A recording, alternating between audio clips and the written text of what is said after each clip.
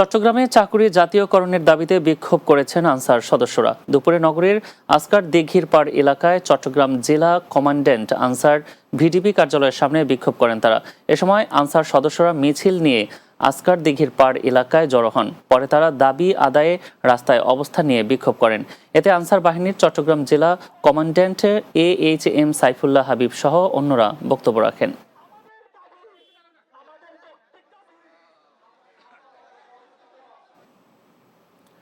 চট্টগ্রামের হাটহাজারীতে পৃথক ঘটনায় দুজনের মৃত্যু হয়েছে।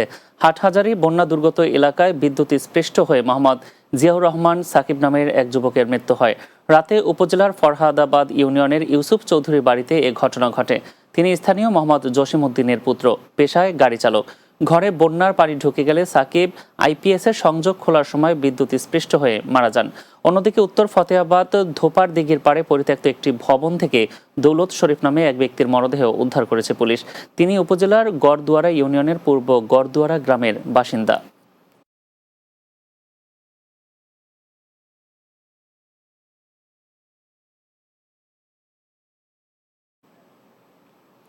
রাতে বাংলা